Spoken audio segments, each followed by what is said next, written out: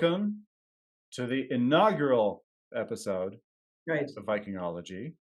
The art and science of the Viking Age. And I'm CJ Adrian, henceforth referred to as host number one.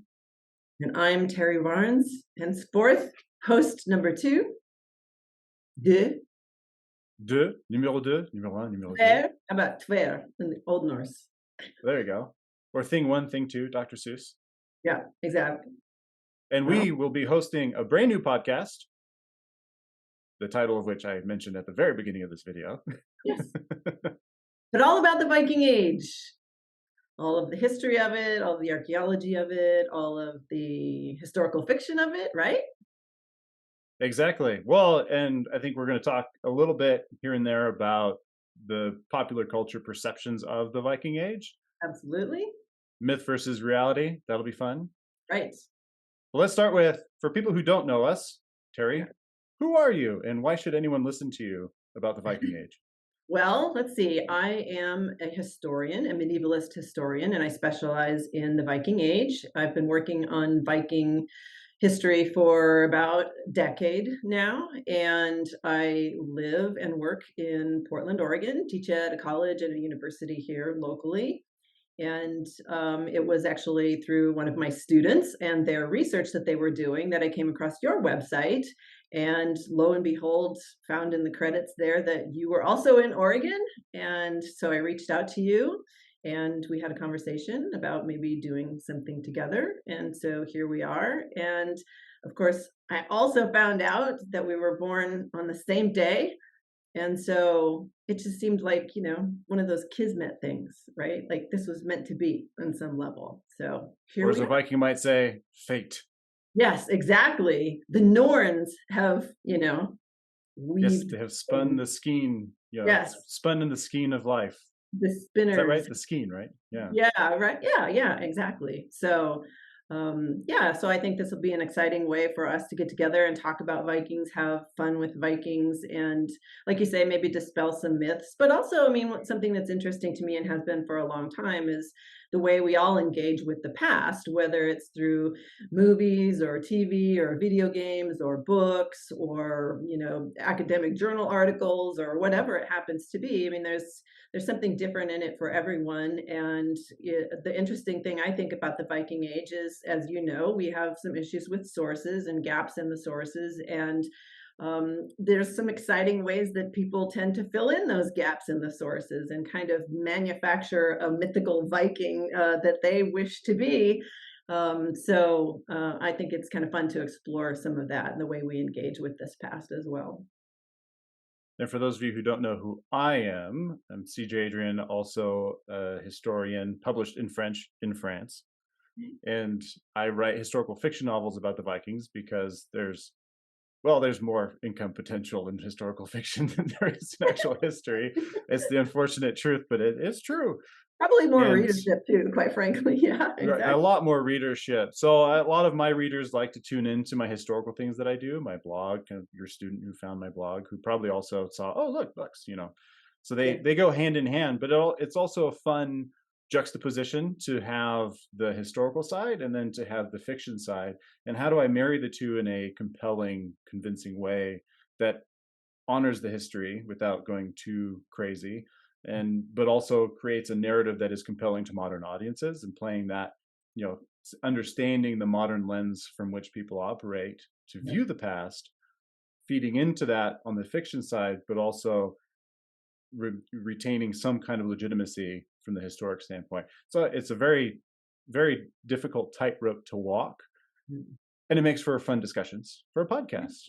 Yeah, absolutely. And there have been many people in more recent times, probably maybe first of mind in the European or the English tradition, Hilary Mantel, R.I.P., who or Philippa Gregory is another one I think that comes to my mind as well. But people who in more probably maybe last 20 years or something, who used to be looked down upon by people who are academic historians like myself because they were writing popular history. And Or maybe even, and now I'm also thinking in the American tradition, like Doris Kearns Goodwin, but people who write fictional accounts or semi-fictional accounts of the past, but who do just darn good research in order to make it as historically accurate as possible. I think the academics have had to sort of, stop thinking about looking down their noses at people like you, because when you do the research and you have a good backdrop in that regard, but then you're able to actually put a little bit of meat and flesh on the bones of these people in the past with the fictionalizing of aspects of it to create a historical context, I think is really important for getting this information out to a wider audience and creating interest in these people in the past. Because, for me, as a dyed-in-the-wool historian, there's nothing more important than trying to, as one of my thesis advisors said, to walk alongside these people as much as possible to really try to understand who they were. And so I think, there's all these other ways that history has been interpreted, but historical fiction, I think, is a really cool thing for getting people interested in and painting a good picture of what was like in the past. Yeah, when I wrote my first novel, that was my goal. I remember saying, because I was teaching at the time, and I remember saying, I had students who asked, why do you write historical fiction novels and not just the history? And I said, it's more engaging, so more people are likely to read it, and it allows people to engage with the material in a way that keeps their attention, because a dry history book, we all know the people who go, oh, I hated history in school, it's so boring, right? Yeah. Well, and what is the job of a historian? Is to tell a story. We're piecing together a narrative of the past, and that means that good historians are also good storytellers. So I knew starting out that if I ever wanted to get research out there and put it out there in a compelling way that people would actually resonate with, I had to learn how to tell stories. And with the historical fiction novels, great venue to do that. I also had in my mind, I remember saying, if one person, one kid, because the first two books that I wrote were young adult, thinking, oh, I'll shoot for the younger folks. One person in 20 years comes back to me and says, hey, I went and got a PhD in history because this book inspired me. And by the way, I just want to tell you, half of what you wrote about in there was wrong. Mission success for me. Yeah, Like, exactly. fantastic. You're like, you Just fell tell on me how wrong I track. was. Yeah, yeah, I exactly. love it. If I can inspire one person, that would make it all worth it. Yeah, Because that exactly. was the idea. I didn't go into it to like make a ton of money. It was just to help. I wanted to help students engage with the past in a more meaningful way. Because Yeah. yeah, history books can be real boring, and Well, I mean, and actually in the Viking spirit of things too, I mean, what you're essentially doing is writing sagas, because saga in Old Norse, the word saga means, to speak or to say, which gives us a sense of the oral nature of their culture at the time. But there's a derivative of the word saga, sugu, which means history. So a saga literally is a history and a story at the same time. So there Mhm. you go. You're just a skald or a Viking Age saga compiler, Although composer. I will say I saw somebody do a lecture on history saying, "Oh, what is history? It's some movie," and then they said his or her story. No, no. No, no. Yeah, I was like, what? yeah, No. I mean, I get it. I get the intent behind it to try and yeah, get kids involved or whatever. But I was like, no. yeah, yeah, right. Well, but history is an interesting thing, and just the use of that word, because, and similarly, history is both the things that happened in the past, which you and I will talk about, but it's also the record of those things that happened in Yeah. the past as well. And as we know, I mean, that record is expanding almost every day, whether it's digging up new things in archaeology or new books being written, whether it's fiction or nonfiction, articles, movies coming out, video games inspired by history, all of it. So the record of it is, I mean, we're going to be doing this podcast forever based on the expanding record of the past. Always be Yeah, if we something could, to yeah, talk about. we'll always find something to talk about. Yeah, Exactly. and in French, the word histoire means history, but also means story. There's the double meaning. There you So go. une histoire, a story. L'histoire, so L apostrophe is the pronoun. L'histoire is history, It's history. the history, right? And Well. I wonder if that's so English. Yeah, so this is thank you to this is a Viking topic, right? So you have the French speaking Normans. So French, I like to say the French speaking Vikings who invaded England Right, exactly. and carried in French. So something like 60% of English has roots in French because of that invasion. And I'm thinking the word story, two syllables. So that's not a French influence. So that could be an old Danish word, right? Because we have, you know, what is the Danish or what is the Old Norse word for? I'm just going. I don't know this for sure. I'm just thinking through. This is just a think out loud Just kind of word for thing. But story. yeah, for the word story, is it an Anglo-Saxon root or is it a carry-in from the Danish from the Danelaw? Uh, It's Less uh, than three syllables, it's not going to be French. So the general rule is over three syllables, it's going to be a French import, yeah, the right? Norse, I think it's 2 syllables. Yeah. Well, story, right? Right, So we have two syllables. Well, anyway, I was just thinking because in French it's histoire and is story and history are the same word. In right, English they're not, but I think that might be because of the French influence, because history would right. then be from the French, but Mm, story itself could have been from yeah. a Germanic language, right? Yeah, yeah, And so yeah. that's why we have, because that happens a lot in English because of that late import. So English is just a hodgepodge of five different languages, right? And so Right, that late import of French changed a lot of things. And so there's a lot of different ways of saying things in English right, that you don't have that same flexibility in other languages because it's one language, whereas English is a couple, right? right, More than right, that, exactly. it's Yeah, really, several, right? right. Yeah, yeah. Yeah. So, Anyway, well, and that's a that fun. right there is a good example of what you're going to find if you tune into this podcast.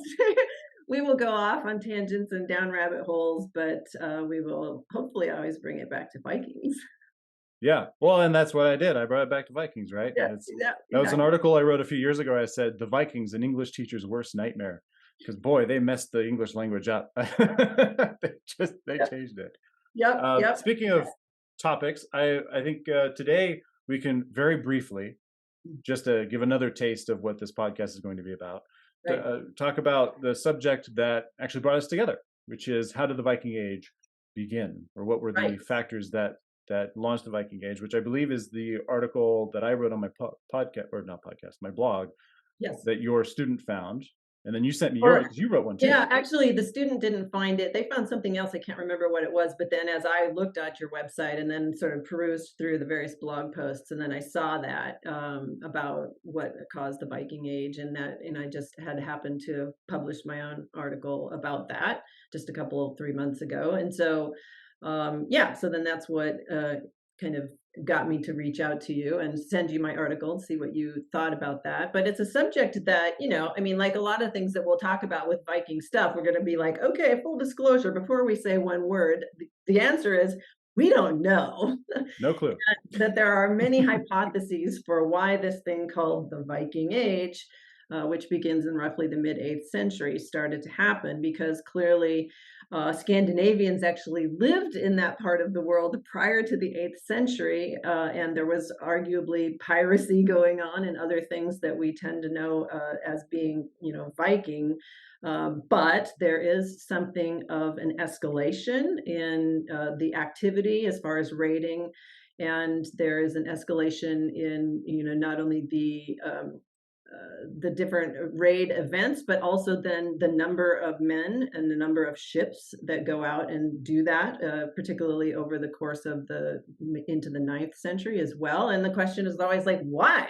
What happened? And there's been a lot of talk of many different things. Like I said, lots of different hypotheses. Was it push factors of things pushing the Scandinavians out of Scandinavia and into other parts of the world to seek out better things? Was it pull factors? Things drawing them out from other places in the world? Obviously, it's probably both. Did those things have to do with economics, with politics, with climate, social problems, whatever it is. So we can, have a nice discussion and just sort of bounce around a bunch of these ideas and give the viewers and the listeners some sense of, what people have been talking about for a long time as to why this whole thing began in the first place. Right. And a complex interweaving of cofactors that Yeah. led to a certain behavior being carried out. Well, to illustrate that, my body of research so the article I published in France is about the island of Damutier, which was attacked in 799, the monastery there. Mhm. My research that I was originally going to do for a PhD program, that's on hold, but we'll see one day. But I usually keep this close because it's mine. I figured it out. Yeah. And it has to do with it's the salt hypothesis, which is the idea that the Vikings went west in search of salt, and that it's been a subject that's been laughed at. French historians don't really give it any credence or anything like that. But a recent study that just came out showed that the herring trade started in the Viking Age as opposed to the High Middle Ages, which is really good for the salt hypothesis, because how do you preserve herring? It's a fatty fish, so you can't dry it like cod. It has to be salted. So if you're a farmer, or if you're and where is herring primarily caught? It's off the coast of Norway, kind of um, outside of the zone that well, anyway, I don't want to get too far into the weeds because Yeah. it's Yeah. fairly Yeah. complex. Yeah. But all that to say, all right, the Scandinavians needed salt. They couldn't produce salt very well, and they got shut off from the salt trade in Carolingian Europe because the Carolingians shut down trade with them at the outset. Kind of the late 8th century. Yeah. So I talk about all this, monastic trade works and everything. And even it was funny because even when I came to the end where I said, all right, so here's this narrative, right, of all these factors that went into making salt this cause, if you will, one of the causes that propelled people west, propelled Vikings, pirates west in search of a resource that they could then trade with the Swedes. It's within the context of this bigger movement out of Scandinavia, because even then that starts later than the eastward movement. In fact, the eastward movement into towards Constantinople and the Byzantines, etc., was the cause of the need Right. for the herring and the salts. So, Right. Right. like, Right. okay, so did salt cause the Viking Age? Absolutely not. Yeah. Right? It was just one of those little Right. one of those little threads in a very big tapestry of all these things going on, Yes. and caught and like you said, there's the push pull, right? Was there something pushing them out? Was there something drawing them in? I Most of these theoretical frameworks have some kind of combination of both.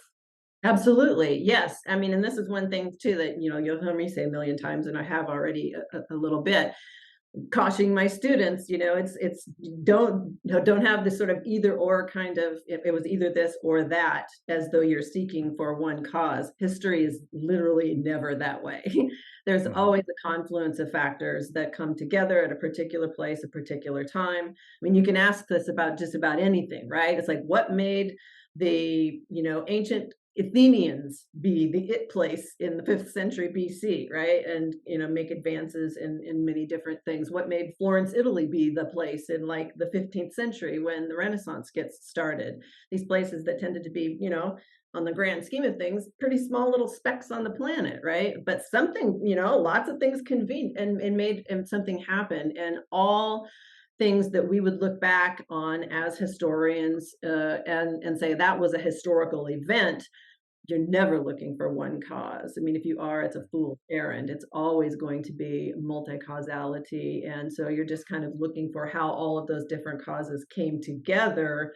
Some may have had more weight than others. And then, so that's probably where the big debates come in. But I don't think you'd find anybody worth their salt who would ever argue that we were going to pin down one thing. So we can No talk pun about this intended. stuff. What? Worth their salt. Well, because my thing's the salt hypothesis. You're like, worth their salt. Well, I didn't even that's plan it. That's the it thing for me. I'm all about salt. Anyway, very it. salty. That's what we'll do in this podcast. See, I'll just lob it up and then you can just hit it out of the park. Yeah. And then I think another thing that is a cautionary tale is looking for trigger events. The way that history is taught in secondary school, and I taught secondary school, it conditions students to think of trigger events as being significant. And the event that I can conjure up off the top of my head that does this in a significant way is the assassination of the Archduke Franz Ferdinand, that then triggered the start of World War One. Now, that event is close to us.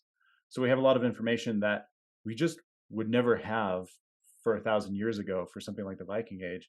But there have been attempts at trying to find that trigger event for the Viking Age. A lot of people thought, oh, it's Lindisfarne.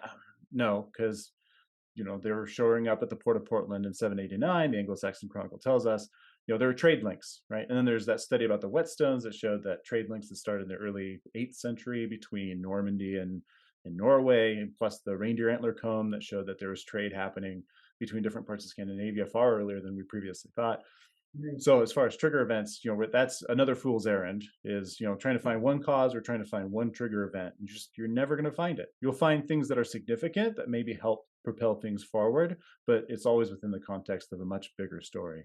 Yeah, absolutely. And then adding like sort of insult to injury with the Viking Age, when we're talking about the beginnings of it in roughly the mid to end of the 8th century, we're talking about a period of time with this culture that was, overwhelmingly oral. They had a runic alphabet that they made some inscriptions with and stuff like that, but we're not going to ever be able to go back and find that missing Viking document written by Vikings themselves that tell us why they started to do these things. It doesn't exist because that type of literate culture did not exist at the time for them. So it's all just talking and hypothesizing about the various, potentialities.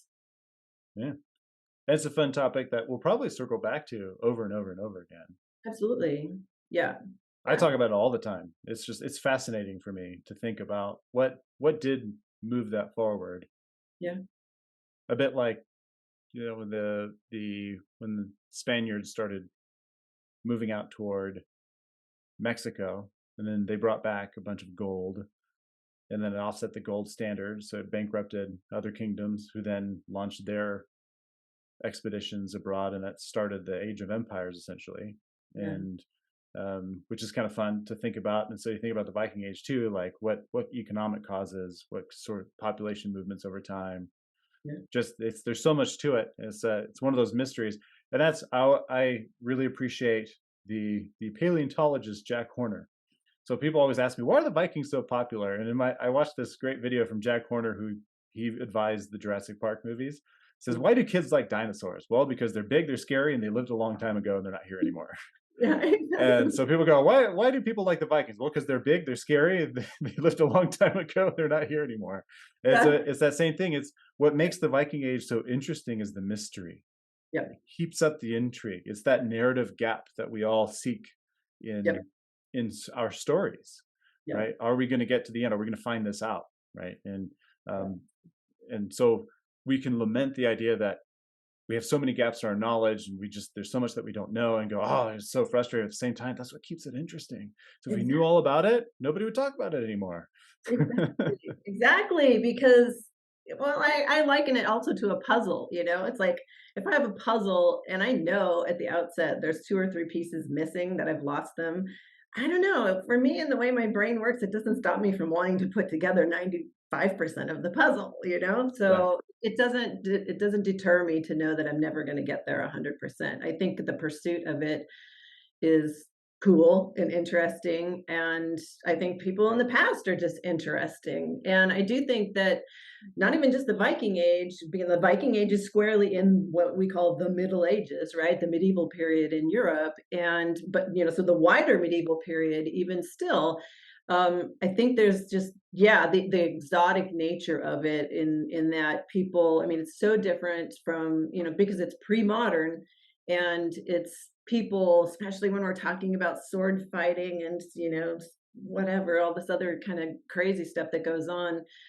That's getting away with stuff that people nowadays, at least in modern Western developed nations, just don't get away with on a daily basis. And so we all can sort of, live vicariously by being able to do stuff that we can't do in our unless you're playing a video game, but still. Right. Yeah. Yeah, that's the well, and now they make video games with the Vikings, so they're doing Exactly. the same thing. Exactly. So Well, and as with you being a teacher and me being a former teacher, I guess I could still be considered a teacher. I think I still have. Oh no, it's downstairs. I have my plaque my kids made for me. Mr. Adrian. The value. So why listen to a podcast about Vikings, Vikingology? What is the value? And you and I talked about this before, but as teachers, our big goal is to help students develop better critical thinking skills, especially in the liberal arts. And the Viking Age is a tremendously valuable topic to explore to help develop those critical thinking skills, because no matter what we're talking about, there's always a different way to look at it. There's always a different question to ask to help flip the conversation on its head, to then and rethink. Just like in episode 2, or the following episode is going to be a conversation with Rainer Oscarsson and William Short. Fantastic. Please check it out. It'll be published around the same time this one is published. But I had no idea that the number one weapon of a Viking was a rock. I'm going to keep talking about that all day. Like, did you know that the Vikings?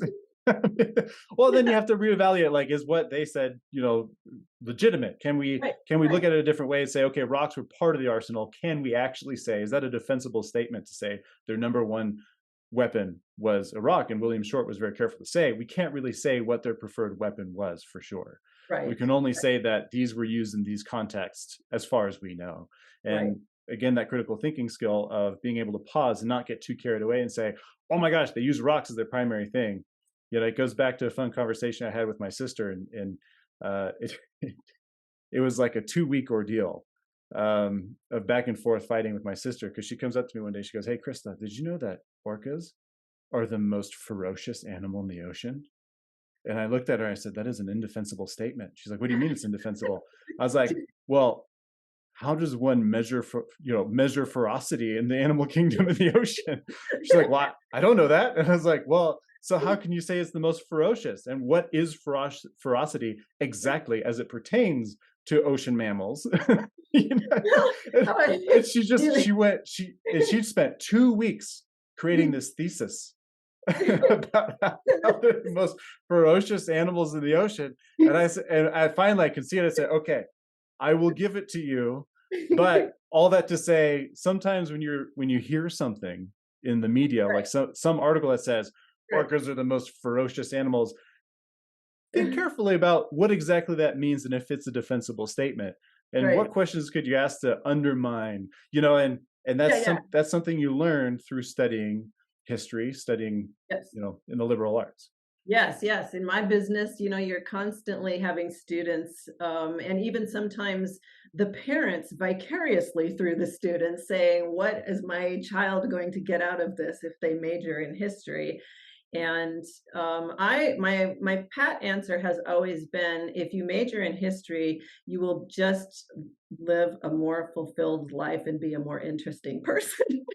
Because I always sort of, and maybe it's kind of an American obsession or whatever, but this whole kind of line of thinking of the means to an end all the time, as though, okay, well, we study history because we don't want to repeat the mistakes of the past, or like there's some reason like that also pertains to us and what we're supposed to get out of it. And it's like, yeah, maybe, but we also study history because it's just darn interesting in its own right, and it's the story of us. It's the story of how we got here.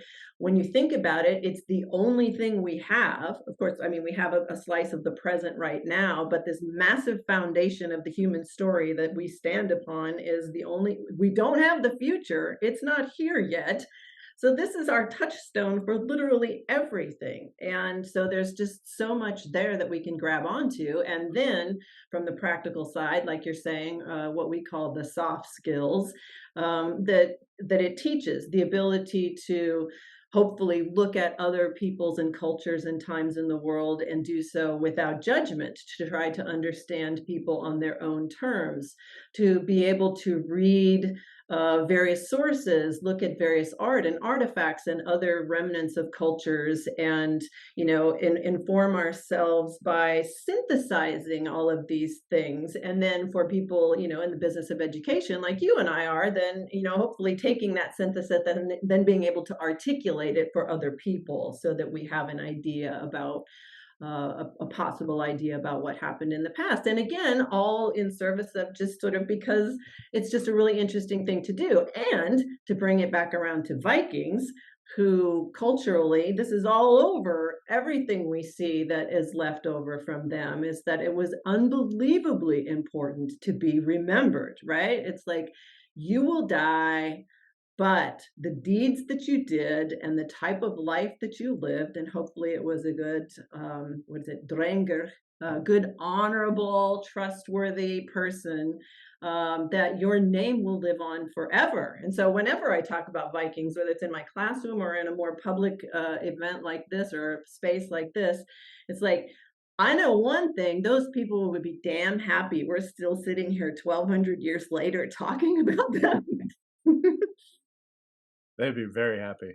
Yes, exactly. So So, here, all right, I'm going to throw you one. Ready? Hey, Terry. yeah. Did you What? know that orcas are the Vikings of the ocean ecosystem? See, now that is true, except for if A, have you interviewed an orca, and B, did you know that all of the sources were written by the other fish who were victimized by the orca? The orcas only had oral tradition.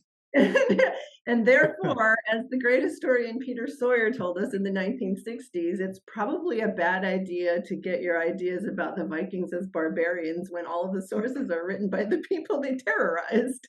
Right. Maybe Yeah. there was a bit of a smear campaign going on. And so people will learn that too when they tune into us here. How do we know about them? What do we know about them? And a little bit of joking around. We're going to keep things Yeah, light.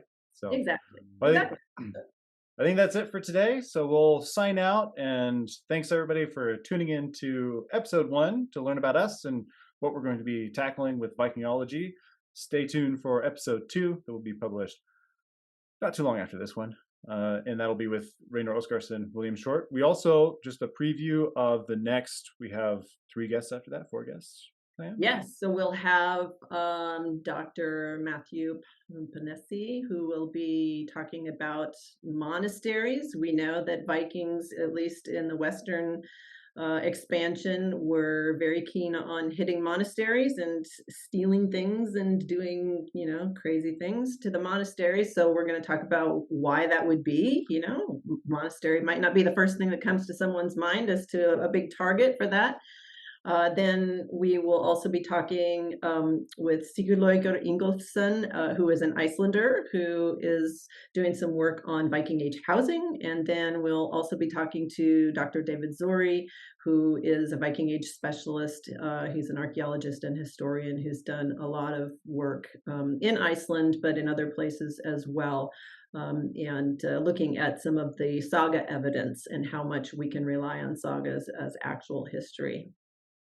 And you're planning a trip to Iceland in the next 8 weeks or so. So Yes. You may be tuning in from Iceland. I probably will. Yeah, because that's the other thing too, right? I mean, we tell the audience that we intend to probably do a couple of these a month. We're hoping for 2, I believe. Yeah. 1 or 2 a month is a good goal. Yeah. Yeah, exactly. So if we do on that schedule, then yeah, there's probably a likelihood that at least one of them maybe I'll be doing from Iceland. And I pitched to Raynor Oskarsson if you could set up a Glima match between me and Thor Bjornsson. He declined. He said we wouldn't be pretty enough. Apparently, that's something you'll have to check out in the next episode. Oh no, we didn't talk about it in the episode because that was our discussion afterwards. So we'll have to have him back on to talk more about Glima, because Glima is a sport that is both about skill but also about beauty, and that's I'm not expert enough to dive into that, but that was his feedback was, no, you guys wouldn't be pretty enough. So but he is an expert for sure, and so we can definitely get a lot of information there. But yeah, so I mean, we're going to have a plethora of all different kinds of topics, and hopefully different types of people who can help us to spread the word about Vikings. We're going to have fun. We're going to have fun with it. So, all right. Well, all right. That's it. We'll sign off. Thanks, Terry. We'll see you at the next episode. And as a Viking would say, sjamst.